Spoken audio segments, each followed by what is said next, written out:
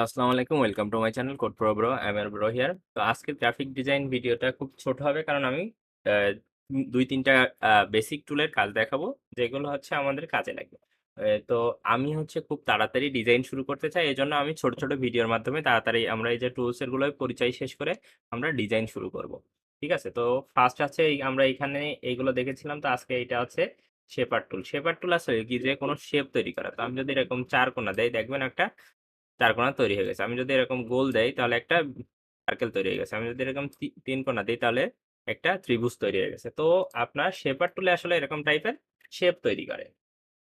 তারপর শেপার টুলের মধ্যে আরো আছে, শেপার টুলটা হ্যাঁ, এই যে শেপার টুলের মধ্যে আছে এই যে পেন্সিল টুল। পেন্সিল টুলে আমরা এরকম দাগ দাগ দিতে পারি পেন্সিলের মতো। ঠিক আছে? আমরা যেরকম কলম ইউজ করি সেম কলম ইউজ করতে পারি। তো আমরা এটা দিয়ে আমরা এরকম সিগনেচার বানাইতে পারি, যে সিগনেচার বানাইলাম, এই যে আমার সিগনেচার বানাইলাম এরকম আর কি। তো এটা হচ্ছে পেন্সিল টুলের কাজ। তারপরে এখানে স্মুথ পেন্সিল টুল আছে, এটা হচ্ছে স্মুথ করে। তারপরে পাত ইরেজার আছে, পাত রিমুভ করে। তো ইরেজার টুল আমরা এই ইরেজার টুলটা প্রায় সময় ইউজ করি। দেখেন আমি যদি একটা শেপ নেই, এখানে শেপ নিলাম,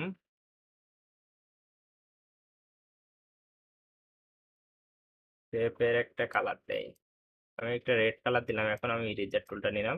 দেখেন আমি কিন্তু এটা মুছতে পারতেছি এটা। ঠিক আছে? আমরা যারা হচ্ছে গ্রাফিক্স ডিজাইনে আপনারা যারা হচ্ছে ছবি আঁকাতে চান, তারা এই ইরেজার টুল দিয়ে ইরেজ করতে পারবেন এবং এই টুলগুলো বেশি ইউজ করতে পারবেন। তারপর আমি মনে হয় পেইন্ট ব্রাশ টুলটা দেখাই নাই। ব্রাশ টুলটা হচ্ছে আমরা যেভাবে একটা ব্রাশ টুল ইউজ করি তেমনই। আমরা ব্রাশ কিভাবে ইউজ করি, এই যে এইভাবে লিখি, একটা রং তুলি কিভাবে ইউজ করি। তো ব্রাশের অনেক, আপনার ব্রাশের অনেক পাওয়া যায়, প্রিসেট পাওয়া যায়, যেগুলো দিয়ে আপনার ব্রাশের শেপ পরিবর্তন হয়। কোনোটা আছে আপনার এরকম বেশি চেপে ধরলে আপনার একটু বড় হয়। ঠিক আছে? তো এটাকে প্রেশার সেনসিটিভ বলে। তারপরে আমার অনেক ধরনের এই যে ব্রাশের, আমরা যে রিয়েল লাইফে যে ব্রাশের তুলিগুলো পাই, ওটাকে তুলি বলে তো নাকি, যে ব্রাশ যেগুলো দিয়ে আমরা করি। তো এরকম এই যে ব্রাশগুলো অনেক টাইপের তুলি পাওয়া যায় ডিজিটাল ভার্সনে। ঠিক আছে? তারপরে এখানে এটার মধ্যে আপনার আছে নাইফ টুল। নাইফ টুল আসলে কি এরকম যে আমরা ছুরির মতো করে এটা কাটতে পারি। ঠিক আছে? এটা হচ্ছে একটা ছুরি বলতে পারেন। আহ তারপর আছে হচ্ছে আপনার এখানে আমরা সিলেক্ট করার পরে দেখেন এখানে কিন্তু অনেক পাত আছে না, এইগুলো আমরা এই যে সিসর মানে হচ্ছে কাউচি দিয়ে কাটতে পারি। এটা দিলে আমাদের কেটে যায়। তো আমি দিতে পারতেছি না এটা। এই দেখেন, এটা দেওয়ার সাথে সাথে আমার এর আগে যতগুলো থাকবে সব কেটে যাবে। তো এখানে এখানে আর নাই, এই জন্য কাটতেছে না। আমি যদি এইখানে দিই উপর থেকে কেটে যাবে সব। আমার কোনো সাথে যদি সম্পর্ক থাকে সব কেটে যাবে। দেখেন আমি এখানে দেওয়ার সাথে সাথে নিচে যা যা ছিল ওইখান থেকে সব চলে আসছে। আমি যদি এইখানে দেই তাহলে এইখান থেকে সব কেটে যাবে দেখবেন।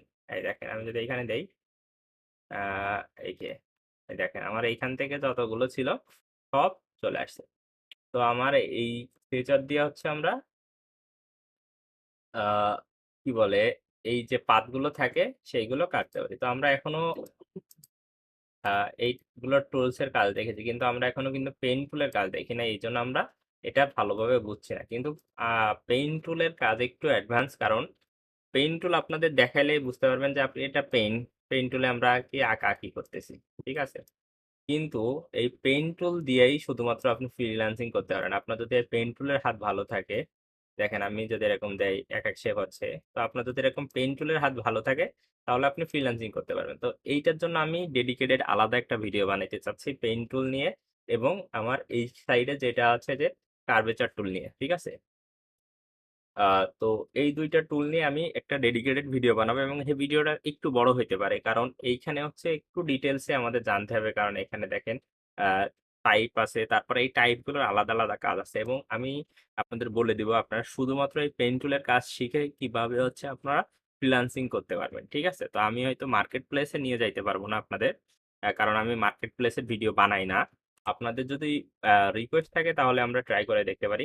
কিন্তু একটা কষ্ট, আপনারা ভিডিও দেখেন কিন্তু সাবস্ক্রাইব করেন না। তো আপনাদের কাছে রিকোয়েস্ট থাকবে যে অবশ্যই সাবস্ক্রাইব করবেন আপনারা ভিডিও দেখলে। ঠিক আছে? তো এই ছিল হচ্ছে এই টুলগুলোর। তারপরে এখানে হচ্ছে আমাদের শেপ বিল্ডার টুল। তো শেপ বিল্ডার টুলটা আমরা একটু দেখি। সাপোজ আমরা এরকম অনেকগুলা অনেকগুলা জিনিস নিলাম। আমরা যে সময় লোগো ডিজাইন করি তখন আমাদের এগুলো লাগতে পারে। তো এখন দেখেন আমি কি করব, এগুলো সব গ্রুপ করব। গ্রুপ করলাম, আমি একটু নিচে নিয়ে আসি। দেখেন গ্রুপ করার পরে এই যে শেপ বিল্ডারে আসলে কি করি, আমি চাচ্ছি যে এইখানে এই দাগটা থাকবে না, এইটা এটা মিলে একটা তৈরি হবে। তো আমরা কি করব, শেপ বিল্ডার টুলটা নিব, নিয়ে ওকে, শেপ বিল্ডার টুলটা নিব, নিয়ে দেখেন আমি যদি এইখান থেকে এইখানে টানি তাহলে এই দুইটা জয়েন হয়ে যাবে। এবং এইখানে দেখেন একটা জিনিস, সেটা হচ্ছে এখানে কিন্তু প্লাস চিহ্ন আছে। আর আমি যদি অলটা চেপে ধরি তাহলে মাইনাস চিহ্ন। মাইনাস চিহ্ন মানে কি, আমি যদি এই চাই এইটুকু বেশি হয়ে গেছে, আমার ডিজাইনটা এইটুকু বেশি হয়ে গেছে, আমি কিন্তু চাইলে ডিলিট করতে পারি। তো আমরা যে সময় লোগো ডিজাইন করব তখন আমাদের এই শেপ বিল্ডার টুলটা লাগবে। তো দেখেন আমি যদি এখানে দিই এটা জয়েন হয়ে গেছে, কিন্তু আমি যদি এরকম দিই তাহলে ডিলিট হয়ে যাবে, এটা কম দিলে ডিলিট হয়ে যাবে। আমি চাচ্ছি এটা লাগবে না, এটা ডিলিট করে দিই। আমার এই সাইটের এইটুকু লাগবে না, আমি ডিলিট করে দিই। আমার এটা লাগবে না, ডিলিট করে দিই। এটুকু লাগবে না, ডিলিট করে দিই। আবার আমি চাচ্ছি যে এইগুলো সব জয়েন হয়ে যাক, তার জন্য আমি কি করবো, এরকম টান দিলাম, জয়েন হয়ে গেল। আমি চাচ্ছি এই ভিতরে যতগুলো আছে সবই জয়েন হয়ে যাক। তো দেখেন আমার কিন্তু জয়েন হয়ে গেছে। তো এরকম বিভিন্ন টাইপের শেপ তৈরি করার জন্য আমরা এইগুলো ইউজ করি। তো এই শেপ বিল্ডার টুলটা দিয়ে হচ্ছে মোটামুটি সব লোগো তৈরি করা যায়, কারণ হচ্ছে আপনি যে কোনো টাইপের শেপ এটা দিয়ে তৈরি করতে পারবেন। তো এই শেপ বিল্ডার টুলটা আমরা যখন প্র্যাকটিস করব তখন আরো ভালো দেখতে পারবো। তারপরে লাইট পেইন্ট বাকেট আছে, এটাই কি হয়, আমি এরকম সিলেক্ট করলে একসাথে টুল যতগুলো থাকে সবগুলো কালার চেঞ্জ হয়ে যায়। ঠিক আছে, এই দেখেন কালার চেঞ্জ হয়ে গেছে। তো এই লাইট ব্যাকেট টুলটা আমাদের অত বেশি কাজে লাগে না, কারণ আমরা সিলেক্ট করে করে একটা একটা করে কালার চেঞ্জ করতে পারি। ঠিক আছে। তো আজকের ভিডিও আমার বেশি বড় বানানোর ইচ্ছা নাই। কারণ হচ্ছে আমি আপনাদের বলেছি যে আমরা আজকে ছোট শর্টকাটের মধ্যেই ছাড়বো। আহ, ও আচ্ছা, আর একটা ইম্পর্টেন্ট টুলস আছে, সেটা হচ্ছে এখানে দেখেন আর্টবোর্ড টুলস। ঠিক আছে, শিফট ও দিলে এটা আসে। সেটা হচ্ছে এই যে আমরা একটা আর্টবোর্ড নিছি, মানে যে পেজটা নিয়েছি সেটার উপরে ডিজাইন করতেছি। এখন আমার মনে হইতে পারে কি, এই ডিজাইনটা একটু বড় করা লাগতে পারে, একটু ছোট করা লাগতে পারে।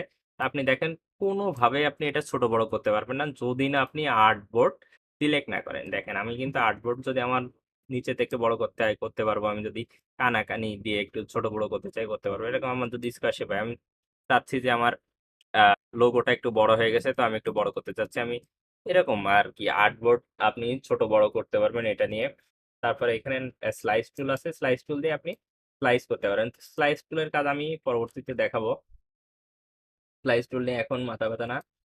হ্যান্ড টুল দিয়ে হচ্ছে আমরা এরকম আর্টবোর্ড সরাইতে পারি, আগে পিছিয়ে করতে পারি, কিন্তু আমার মনে হয় না যে আপনার হ্যান্ড টুল লাগবে। কারণ আমি আপনাদের কি শিখাইছি, যে কন্ট্রোল চেপে আপনি স্ক্রল করলে এই যে ডান বামে যাবে, শিফট চেপে উপর নিচে, আর অল্টার চেপে আপনি যেইখানে ফোকাস করবেন সেইখানে বড় হবে। আপনি মাউস পয়েন্টারটা যেইখানে রাখবেন সেইখানে বড় হবে। তো আমার এইখানে বেশি দরকার হয় না ওইভাবে। আমি তেমন একটা হ্যান্ড টুলের ইউজ করি না, কারণ আপনারা শর্টকাট ইউজ করার ট্রাই করবেন, তাহলে সময় বাঁচবে আপনাদের।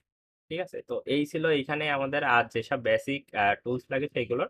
তো এরপরে আমরা দেখব হচ্ছে এই যে টাইপ টুল দেখব, তারপর হচ্ছে আমরা এই যে পেন টুল দেখব। এই দুইটা হচ্ছে খুবই অ্যাডভান্স, এইগুলো দেখব।